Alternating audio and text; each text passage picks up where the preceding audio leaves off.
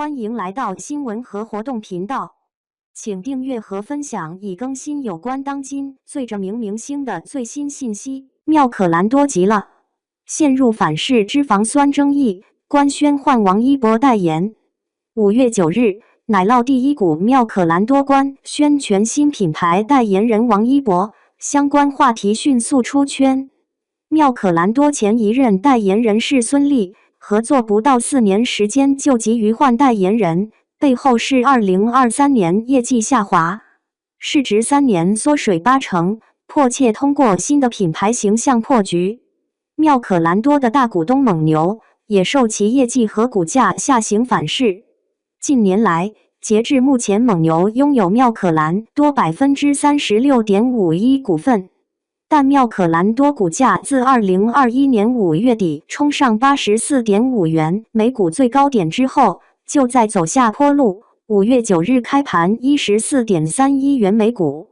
同比缩水 83%， 市值蒸发350多亿元。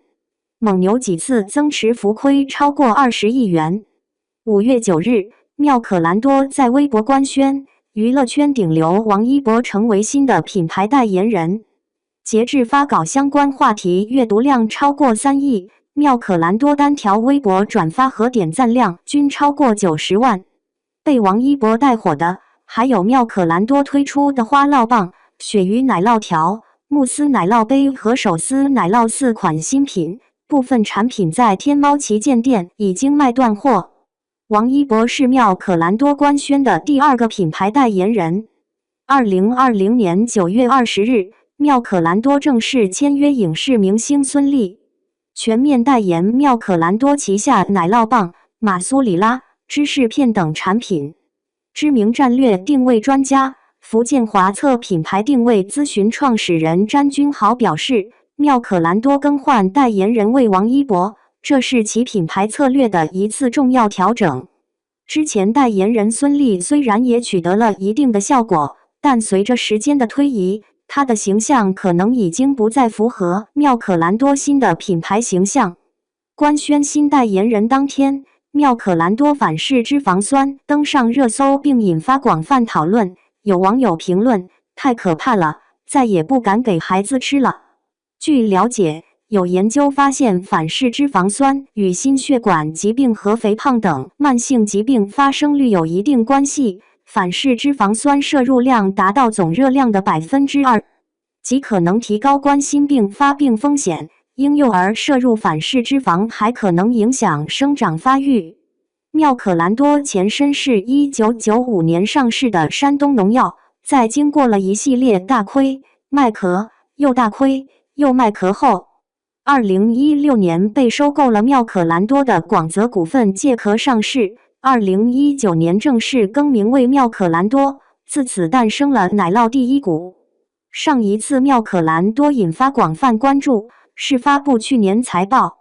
2023年财报显示，妙可蓝多营收8年来首次下降，净利润大跌 53.9%，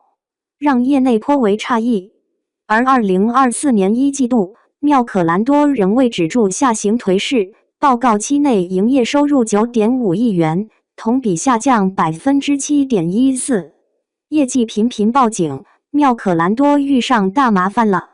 妙可蓝多创始人柴秀在2024年中国企业家商界木兰年会上也表示，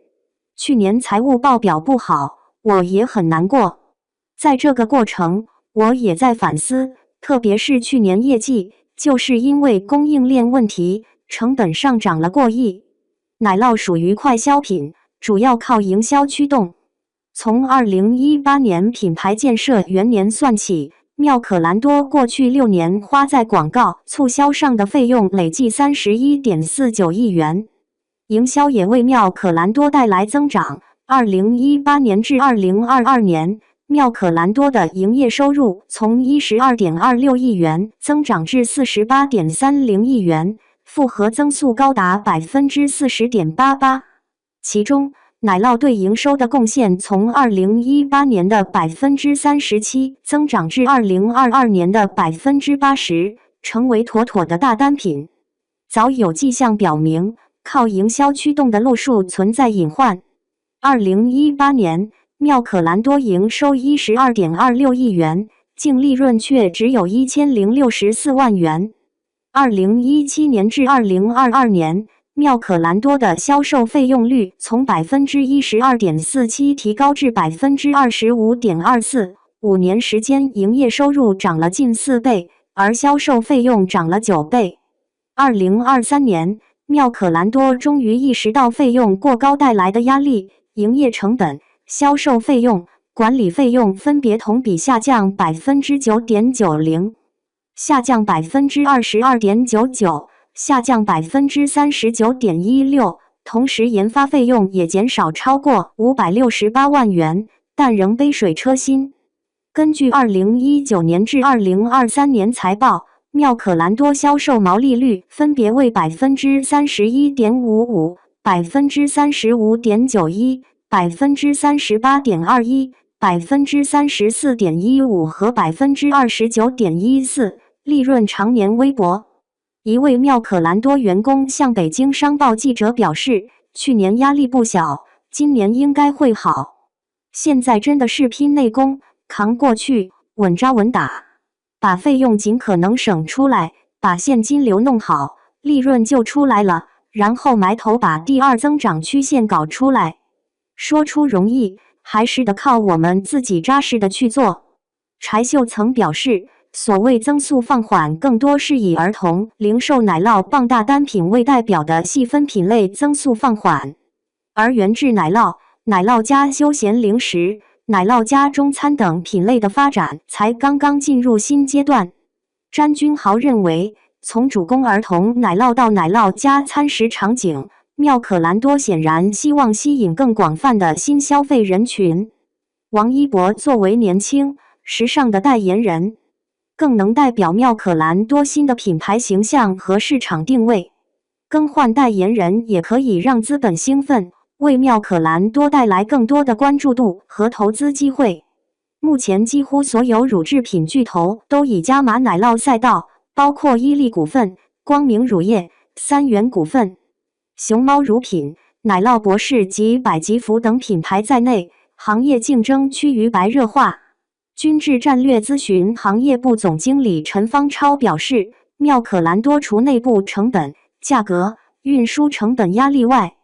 更重要的是已不能很好应对来自外部竞争的压力。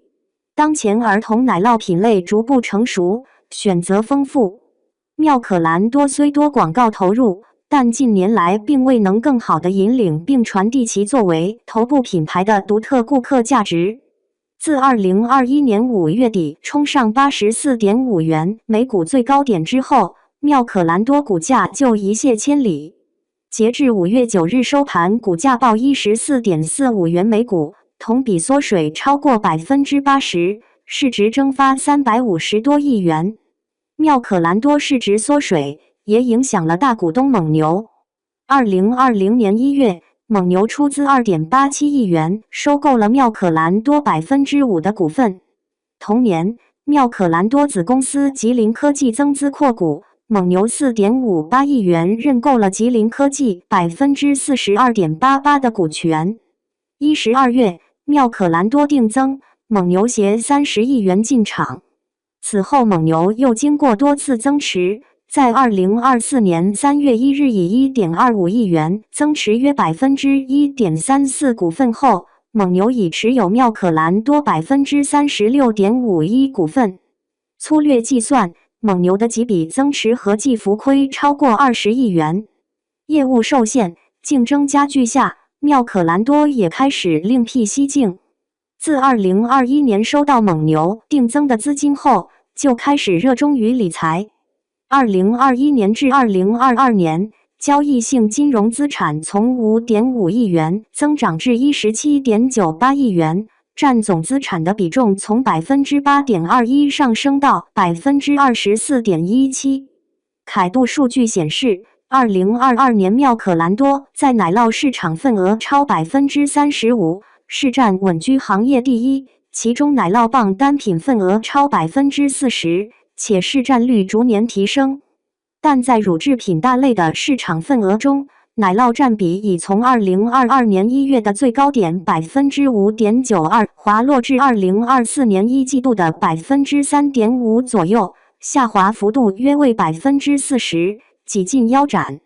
陈方超表示，新代言人在短时会给资本注入强心针，但热度的持续不仅仅在于明星代言的广告投放，